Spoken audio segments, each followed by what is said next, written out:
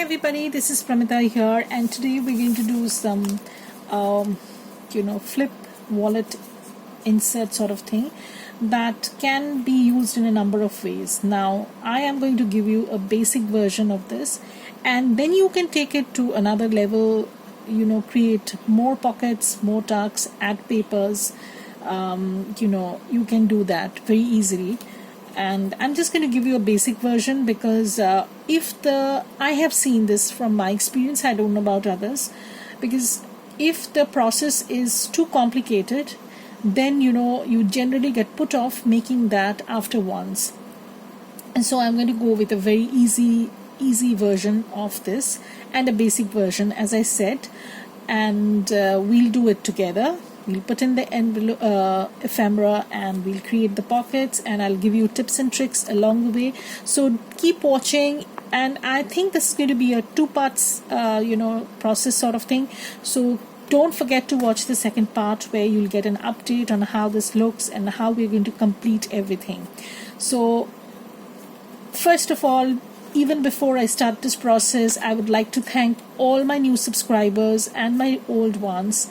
Welcome, ladies, to another session of process video on this tiny wallet insert. Now, one thing that I keep in mind when I'm making a journal is that I don't want to make a very bulky journal so that you can't write in it, because basically we're doing it as a writing journal. That's what I do generally. But sometimes we get carried away and we start putting things. It gets a little bit bulky, it gets a little bit cumbersome, huge, gator mouth, whatever you can say, but still you can write in it, and that would be our main agenda. So I will try and keep this as flat and as manageable as possible, but I will also want this to be pretty, as well as hidden tucks and stuff like that. So you can add that, you can add a pocket over here. It's totally up to you how you do it. This is just a basic version, and I will show you how you can do it from one sheet of A4 sized paper. Now honestly, I have not done this. I had tried doing this using book page, because I had seen Patricia Veramontes do this. I don't know which video, but it was way back, and I had done this in a few journals of mine, but then I didn't do it for a while. Then I decided to bring back some of the ephemera elements, pockets that I had done way back. So I started going through my older videos, because those journals got sold. I don't have them, and I don't have any ideas book, honestly, guys. If something comes into my mind, I just sketch it out, I put arrows, and if you want to see how I put this whole process together, I'm more than happy to share with you. I would just bring and show you how I go about it. Just a second, let me bring my notebook. So this is how my process works. I'll just show you how I draw things out like this, and it's been a while. This is not something I started doing randomly. As you can see, this is how whenever I'm working on a design team project, or even if I have some sort of project of mine, I usually draw everything out. So this is something I keep in mind, and I just figure things out. Like I just jot down how many pages I want, what I want it to be, and everything in details basically. Okay, so this is all scraps that I have kept. So that's that. And this was a journal I had bought way back on Instagram, and I'm very unhappy about this, because the lady I bought this from had decoupaged a lot of things, and she had not used the proper glue for decoupage. So what happened was, even though the journal was pretty nice, but all the pages got stuck whenever she had used. See, she had made a lovely pocket, but whenever I use this on a page, if I put it on a page, this gets stuck on this, and eventually what it has done is, when I was unpacking the journal, you know, all these things, they came off, you know, stuck onto one page or the previous page, and everything was messed up, you know. So I was pretty upset about this, because I was looking forward to using this journal, and she had used decoupage extensively. She had done decoupage on the cover with napkin and stuff like that. So personally, I would not advise anybody to do stuff like this, and even the stitching is not nice. But I didn't know, you know, it's a lesson learned that I don't know. I do not want to name the shop, so don't ask me. So, and I'm currently in this notebook, and I am doing so much. So you can see what I've planned. I have figured. I have drawn out. You see. See, this is how I plan things out. I don't have any ideas notebook. I don't keep my ephemera samples. Nothing is left, guys. I make and I add them to the journals, and then when they get sold, I lose them. So that's how my process is, because I think that gives me a fresh start to work with. Okay, so enough of chit chat. You know, let's get back to business. So this is what we have. Now, the first one I had worked out on was was on a book page, and it didn't work for me only because I did not have a book page big enough like this to make this wallet kind. So if I had to, I would have to glue 2 pieces of paper and then book page, and then try out this size. So it made no sense to me. So what I did was I used printer paper, because, you know, at the end of the day, I'm going to cover this up. So it doesn't matter whether I'm using a book page or I'm using an A4 size paper. And the other thing what I decided was, I realized was that, see, everybody has more or less access to printer paper. Even it's, you know, a cheaper one, an expensive one, anything. But book page, I don't have too many books in bigger size. I don't buy too many books to use their papers. I don't do that because it's not cheap in India buying books, you know, which are this big. The pages are in good condition. So I don't go there. I don't do it. So I would prefer personally, you can do it with book page, no harm in that. People have been doing this and they will be doing it. But personally, I go with the printer paper because I think its accessibility is a bit more. And you don't need to have a good quality paper. You can use a thinner printer paper because, you know, you're going to glue stuff on it. So it's going to get sturdier. So no worries about that. So what I did was I folded this A4 size paper longitudinally. That's it. And then what I did was, this is a simple process, and then what I did was I chopped this into 2 parts, because you can do it in one part, like you can use this as a base, but that makes the folding, you know, a little bit difficult because it gets thicker. So I personally prefer to chop it and use the single sheet, and when I'm going to glue papers on top, it's going to, you know, get tougher. And then I'll show you how you can do the rest. So this is the base. This half sheet is the base, and then we're going to cover it up. So this is how it looks. Okay, so I have just eyeballed this, and I'm going to give you the measurement of this just in inches, so that. So this is around 2 inches. I have folded 2 inches inside. So this whole thing is around 11 and a half. So it's whatever. You can just fold in 2 inches inside and mark it.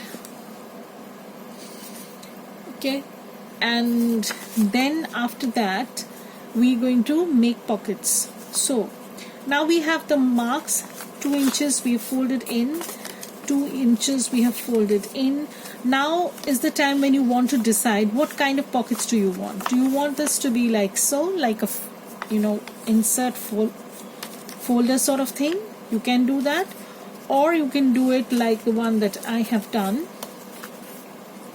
front pocket, and then when you open you'll have 2 pockets, and at the back you can add another pocket. So you can do that also. So this time let's try something different. So this has not lined up, as you can see, and I am going to trim off this extra bit. Okay, so that's that, and I am going to start deciding on the paper that we will be using. So I have newly launched some digital collage sheets, like this one and this. They come in 2 sheets, and they are not zipped files, because so that people who are using digitals for the first time, they will have happy experience. They will have no fuss-free downloads, just 2 pages, 2 JPEGs, and you can just simply download them in a jiffy. Okay, so that's the idea behind this. Now what I'll do is I'm going to create this kind of a wallet with different pocket configurations, and I will give you tips on how you can add more pockets also. So we're going to start with this. So first thing we're going to do is take off the white edges. Okay, so we're going to take off the white edges. This is a ruler. I don't know, like it was my son's ruler basically. I think he got it from some kind of as a freebie or something, and he had used it extensively in his school, and now in the meantime, I mean, it was misplaced, and then when I was going through his stuff, cleaning out stuff and things like that, this resurfaced. And I was so happy, because this has a slightly I hope you can see it, slightly edged. This is not too deckled or too it doesn't give you too much of a groove, but it works fine. So I'm just going to take this off. So I was super happy about this, because and mind you, my son had been in school way back, it was ages ago. He is in a university. He's doing his master's degree through research. He already has a master's degree in English literature, and now he's doing another master's degree in Australia. He lives in Melbourne, and he works there also. So yeah, so he works at Monash University, where he's doing his second master's degree through research. So I'm just butchering the paper. Yeah, some people will be horrified at my attempts, but that's how it's going to be. So okay, we're going to leave it at that, because I'm not going to use the whole paper right away. So what we're going to do is, we have this right now, so I'm going to cover this with this paper. So I'm just going to guesstimate. Now what you can do is, you can use this, just wrap this around, okay, or what you can do is, you can cut out panels. In that way you can choose which panel you want at the front, at the back. It's totally up to you. So you can do that also. So I think I'm going to go with that, because that will give me more freedom to choose what I want and in the front. So in the front this time, I want this florally bit. Sorry, I'm going to take this part off, okay, and I am going to add this florally bit, okay, and I'm just guesstimating how much I will need. So I will just need to cover this paper up, so that would be something like this. I'm just folding this. As I said, I'm guesstimating how much I will need, so I'm just going to tear this. Bus, that's all. And then I'm going to take this and see how much I will be requiring. So I'm just going to place this. Okay, so I'm going to take this part off, and in this way, you know, you can maximize the paper because you are choosing the bits and pieces that you want in your tiny wallet folder sort of thing. So I'm going to put this like so. This is going to go in like so. So I'm just going to take it off from here. Now this can be the back or so, also the front, whatever suits me. So I have this trimmed down. So what I can do is I can put it over here, and it's looking super nice. I'm so happy with this. Okay, so we're going to put something at the back also, and we'll see. This can be the back. Nice. So we're going to cut something very similar in size. So I'm just guesstimating how much I would need. I am a big person on guesstimating. I do that most of the times. I hate measuring things up, and I will just switch things as much as possible just to, you know, this one I'm going to take off because I don't need this. Okay, so we have this covered up, so don't worry about this. We're going to trim this a little bit because I'm going to put a fabric at the spine that will give this a little bit strength. So I'm going to just trim this, and after inking they will be all fine. So this is how it's looking at the back, and this is how it's going to look at the front. So the front I need to trim a little bit probably, and I will. So this is the front, and this is going to be the back. Okay, so this is how it's looking. So we have created the front and the back. Now one thing we can do is we can stitch these pieces separately and glue them down, or you can stitch them directly onto here. Now the first time around, what I did was I stitched them right on top of this paper, but then what happened was I could see the stitching from the inside, and that was bugging me. So I glued another piece of paper at the back just so that I don't have to see the stitching. So to avoid that situation, I will do the stitching on these papers and then come back and glue them. Okay, so we're just going to trim the papers right now and do the stamping inside, and let that dry, and then we'll come back and glue everything down and show you how things work. So here I have 2 more pockets, so I can use this tiny bit that, you know, that can be used as a pocket. Yes, that works fine. So I'm going to extend this a little bit.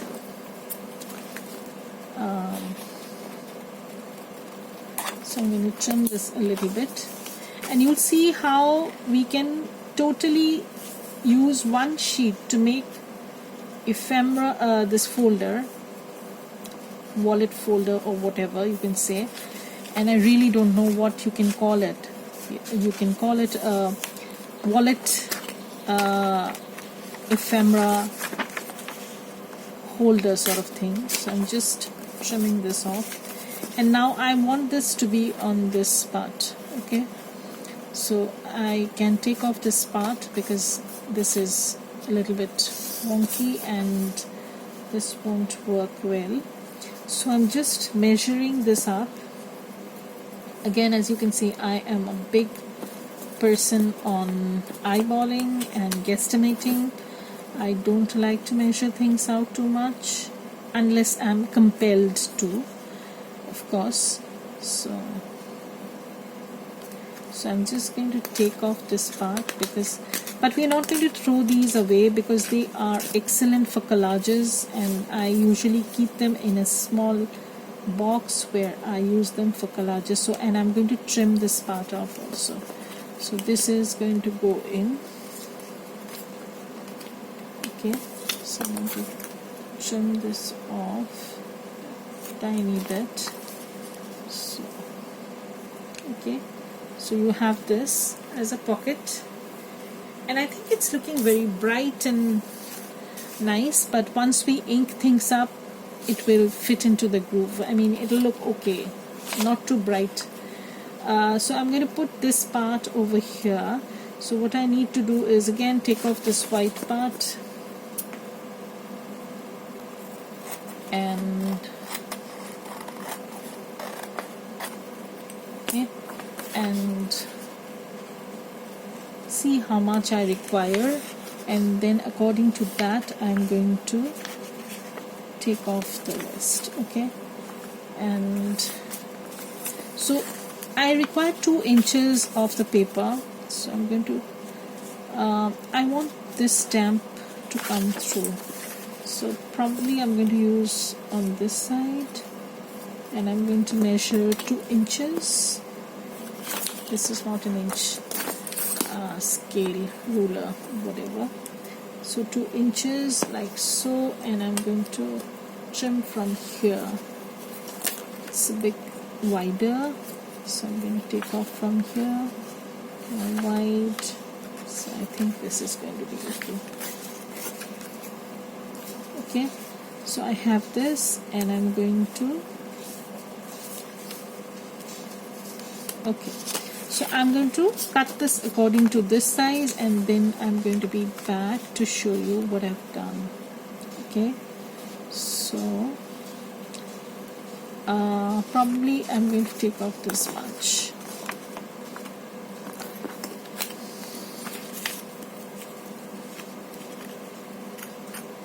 Okay, and so the next step will be where I basically stitch all these pockets, you know, these tiny pages elements in, and then I will be back to show you how they look. But before I go, I'm going to give you some tips on how to do some instant tea dye if you do not have tea dyed paper or things in your stash. So we're going to start with that, but that's going to be the second part. So keep watching the second part where I show you how to do instant tea dye and distressing while you get other things